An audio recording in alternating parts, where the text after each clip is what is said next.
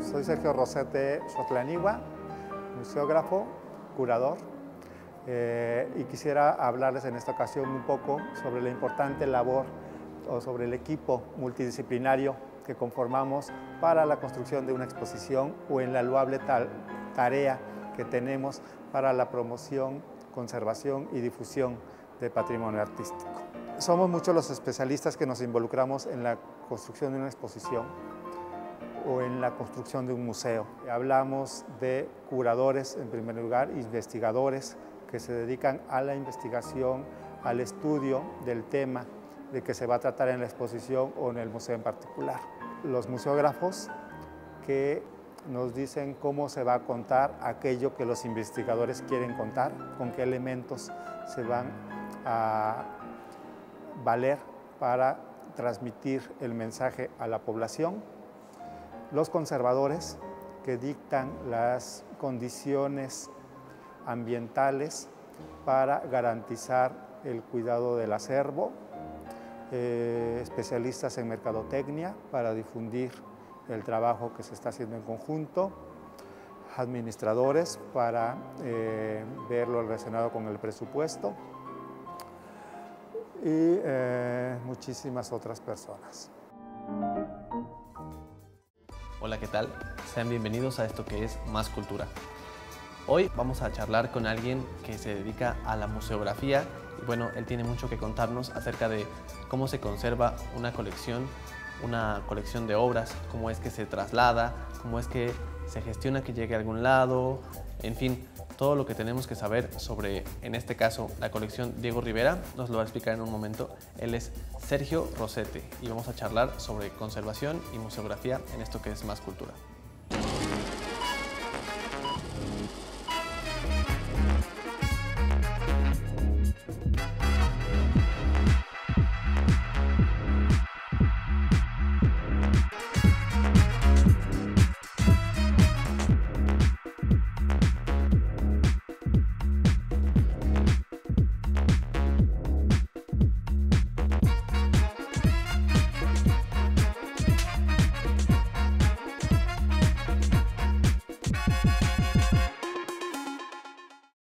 Para conocer la obra de un artista plástico, uno puede apelar a muchos recursos. Hay los libros de texto, hay las clases universitarias y principalmente, y a lo largo de la historia, se ha apelado a los museos, que bueno, tienen que ver también con la crítica de arte, con las recomendaciones que hacen las personas que saben. Incluso ellos han sido quienes bautizan a las vanguardias que más conocemos.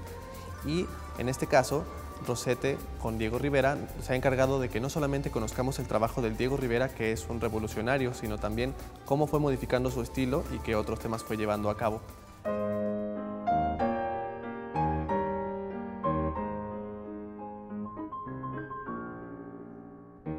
En el estado de Veracruz tenemos una colección muy valiosa.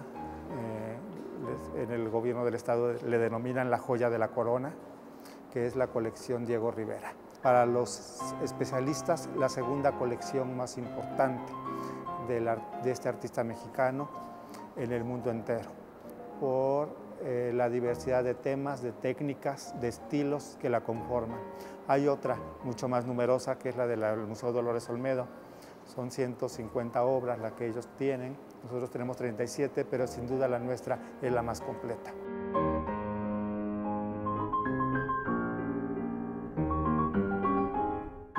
Para garantizar su preservación, el Museo de Arte del Estado de Veracruz, para poder albergar esta colección, en el 2002 fue acondicionado con la infraestructura de punta que nos garantizara las condiciones ambientales para la conservación de la colección. Tenemos la humedad controlada, luego temperatura controlada, la iluminación controlada y con eso estamos garantizando su preservación.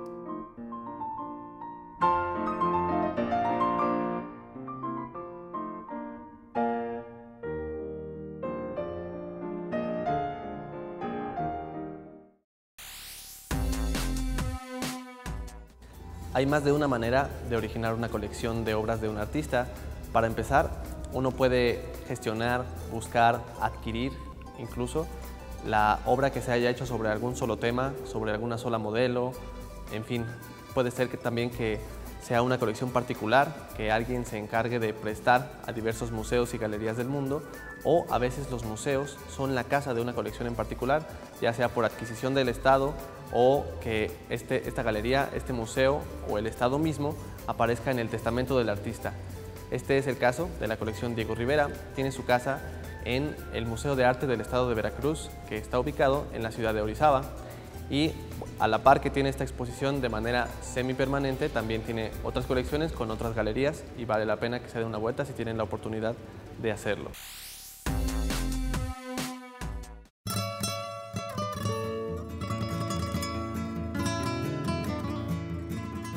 En la ciudad de Orizaba se encuentra uno de los museos más importantes del estado de Veracruz, el Museo de Arte del Estado. Este se encuentra en un edificio cuya construcción data de mediados del siglo XVIII. En sus orígenes, el edificio servía para los religiosos, que le conocían como el Oratorio de San Felipe Neri. Sin embargo, los daños sufridos en la construcción a causa de temblores y cambios en el clima político y social de entonces obligaron a los sacerdotes a abandonar el recinto.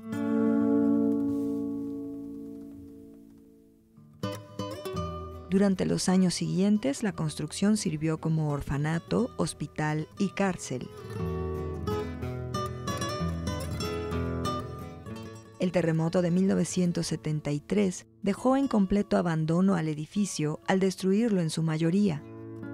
Fue hasta el año de 1989 cuando comenzaron las labores de reconstrucción del recinto, mismo que fue inaugurado en 1992 para finalmente ser convertido en espacio cultural.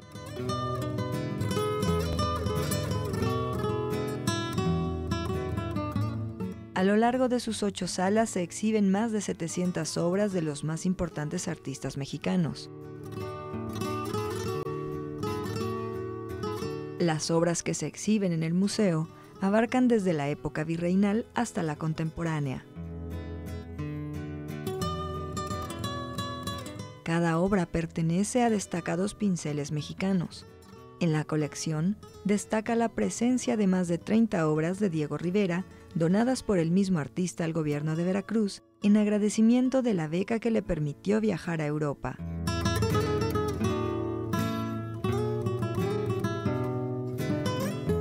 Asimismo se encuentran obras de los maestros José María Velasco, Miguel Cabrera, José Justo Montiel, Salvador Ferrando, e incluso se encuentra una litografía del ferrocarril mexicano y una del Pico de Orizaba, obra del naturalista Alexander von Humboldt.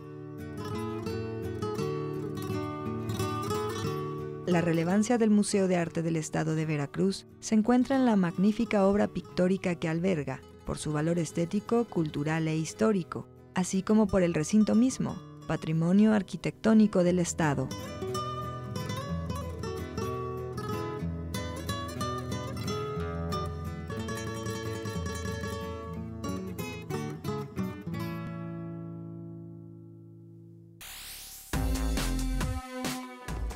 Al visitar un museo, usualmente un espectador concentra su atención en el trabajo del artista.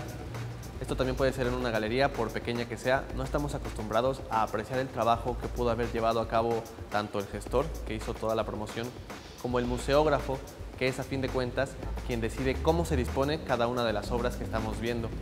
Esto puede tener varios propósitos.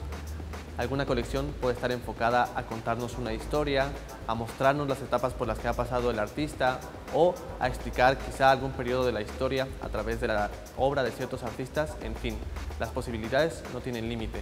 Y a todo esto hay que agregarle lo que el museógrafo tiene que saber sobre la colección, la manera en que se tratan las obras, toda la logística que involucra el transporte, el préstamo, etc.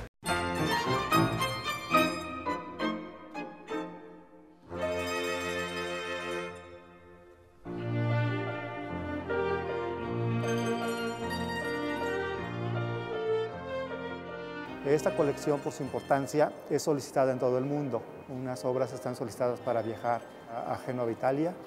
En el 2014-2015 tenemos una itinerancia por todo lo que es Asia-Pacífico, China, Japón, Singapur, Corea.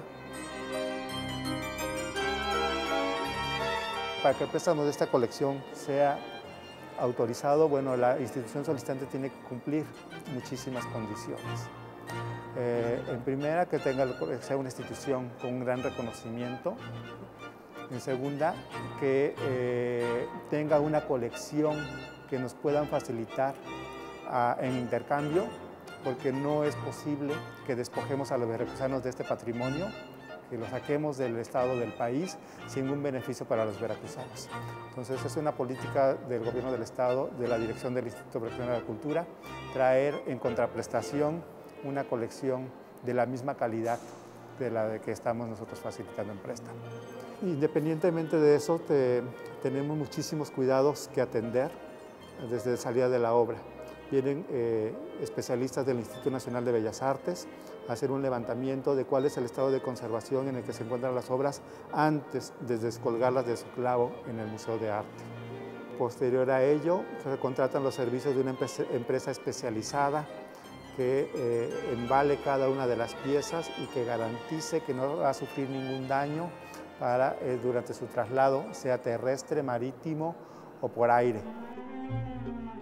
La obra tiene que ir acompañada cada 10 obras de un comisario, es decir, de un responsable que conozca las condiciones de manejo, las condiciones de exhibición de cada una de ellas, y no pueden ir más de 10 obras en un embarque porque todas las obras de la colección Diego Rivera están catalogadas como Patrimonio de la Nación.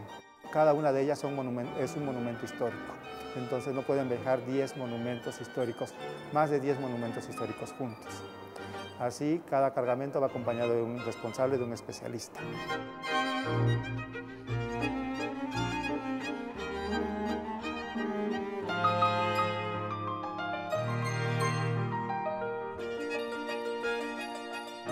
Otro de los cuidados que tenemos que tener es en la reproducción de la colección. En este caso de la colección Diego Rivera, la colección es patrimonio de los veracruzanos, es propiedad del gobierno del estado, pero recordemos que por decreto presidencial de 1959, toda la obra realizada por el insigne artista mexicano Diego Rivera es patrimonio de la nación, por lo cual los derechos de autor son del Banco Nacional de México. Para poder reproducir la obra y difundirla tenemos que contar con una autorización de los dueños del derecho de autor que establece la facilidad siempre y cuando la difusión sea sin fines de lucro, solo para difusión del trabajo del maestro Diego Rivera.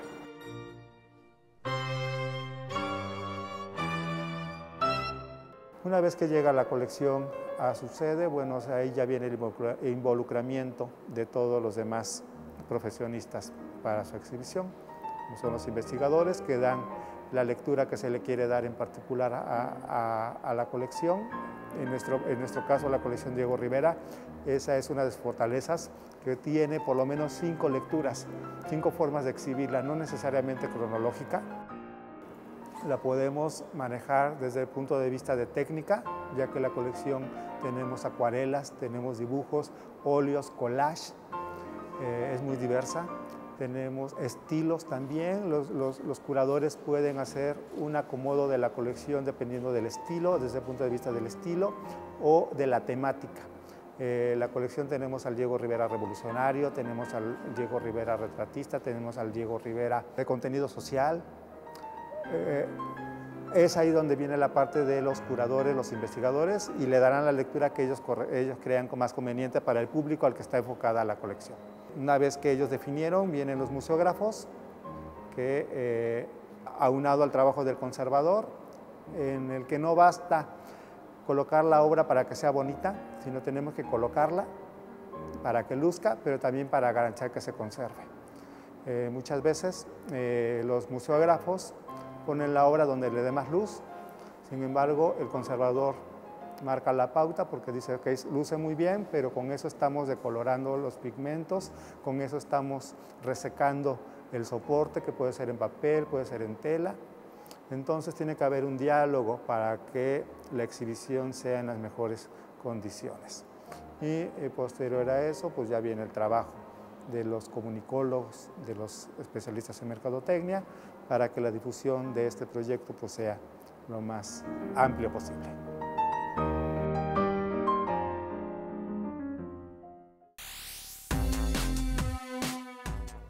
Vamos a escuchar un poco sobre Diego Rivera y continuamos aquí en Más Cultura.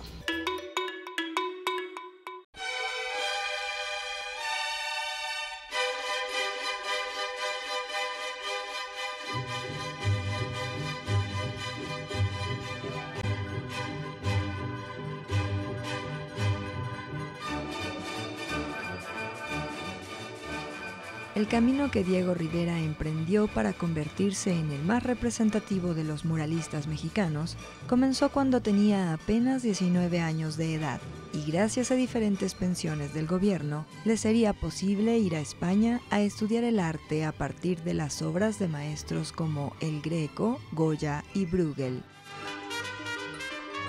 Viajar por el antiguo continente le permitió conocer artistas como Eduardo Chicharro, Ramón María del Valle-Inclán, Pablo Picasso, Paul Cézanne y Angelina Beloff, pintora con quien establecería una relación de 10 años. Tras viajar a Italia para estudiar el arte renacentista, Rivera regresa a México para participar en las campañas educativas emprendidas por Vasconcelos, mismas en las que participaban otros artistas mexicanos como José Clemente Orozco, David Alfaro Siqueiros y Rufino Tamayo.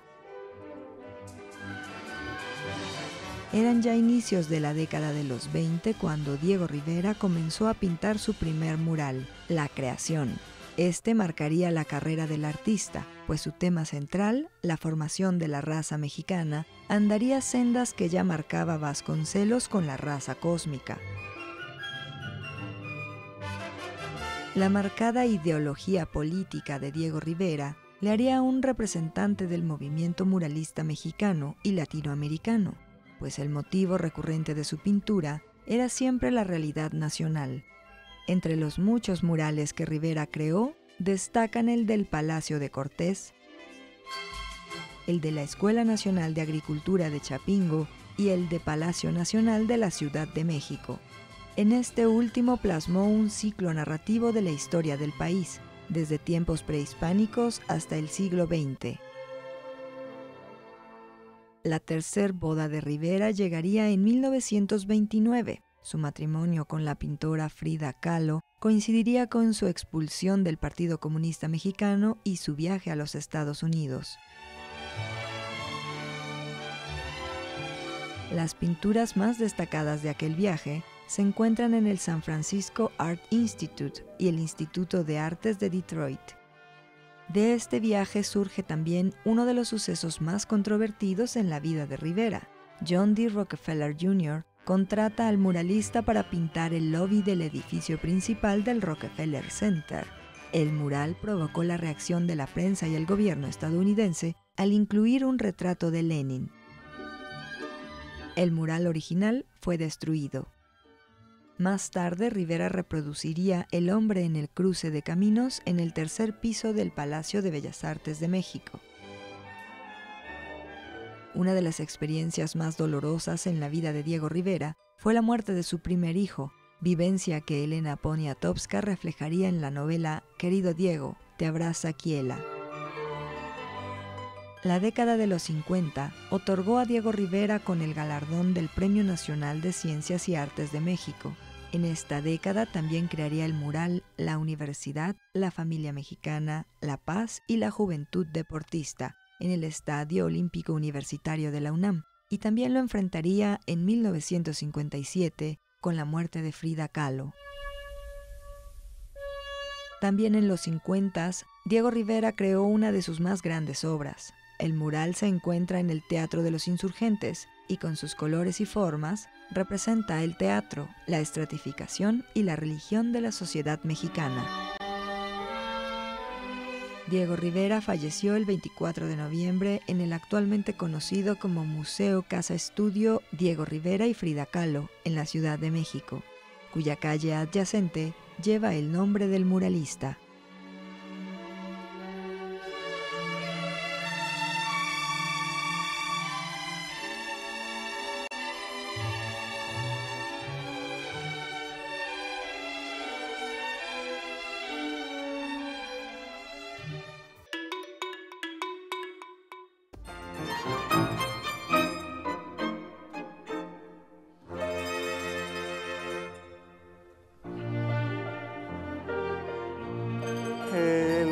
Los que nos dedicamos al mundo de los museos tenemos un gran defecto, que llegamos a una exposición y desviamos más nuestra mirada a ver de qué color están pintadas las mamparas, si las cédulas tienen las líneas de texto ideales, ¿no? Y que no aburran al visitante, que si está marcada la línea para delimitar el paso, que si la iluminación está bien realizada, que si la tipografía es la ideal.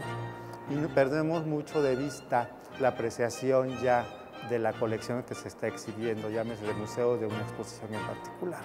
Sin embargo, sí invitamos a los visitantes, al público en general, que cuando lleguen a una exposición abran un poco su visión y no nada más aprecien la obra que se está exhibiendo, sino también vean el trabajo que hay detrás, que si bien les está llamando la atención la exposición, les está gustando, es por todo el trabajo que se desarrolló en cuanto a diseño, en cuanto a conceptualización, y que hace que una obra luzca o que una exposición sea exitosa. Desde la selección del color, desde la selección de la iluminación, repito, la información que se le transmite a través de las cédulas. Hay quienes nos preocupamos por manejar dos niveles de información, un nivel mucho más amplio para un público más especializado. Hay unas cédulas mucho más cortas para un público no tan familiarizado, ¿sí? Pero la recomendación siempre es volver una y otra vez a un museo, a una exposición, y no tratar de ver en una sola visita toda la muestra, porque nunca vamos a poder apreciar en su totalidad a una colección si lo hacemos en una sola visita. Dediquémosle a una obra en particular un día, veamos el color, cómo está construida, con qué técnica, cuál es la composición, qué es lo que nos quiere transmitir el artista. Platiquemos, dialoguemos con una, dos, tres obras. Al siguiente día regresemos con otra y así apreciaremos mejor a una exposición o sacaremos mejor provecho de una visita a un museo.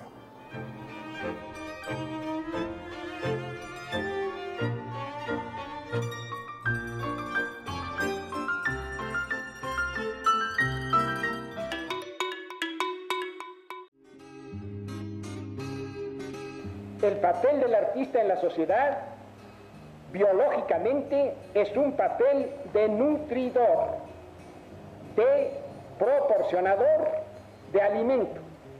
Así como el campesino proporciona alimento para el aparato digestivo y lo proporciona el ganadero y lo proporciona el horticultor, el artista proporciona alimento para el sistema nervioso. En consecuencia, el artista es un humilde obrero y su humildad le da la misma grandeza esencial que al campesino, que al floricultor, que al horticultor, que al químico, que al médico. Es un obrero esencial en el organismo social. No es un obrero de adorno. El carácter de adorno, el carácter de postre al banquete de la civilización que se le ha querido dar al arte, proviene del interés que tienen las clases, individuos o grupos explotadores de las mayorías trabajadoras de hacer aparecer el arte como algo que no les es tangible, como algo que depende únicamente del rico, del poseedor de riquezas, único capaz de entenderlo, único capaz de pagarlo, de comprarlo, y provocar en la masa una actitud de admiración hacia lo que ella no puede alcanzar. En realidad, el arte, puesto que es una actividad esencial para la vida humana, no puede ser ni es privilegio de unos cuantos.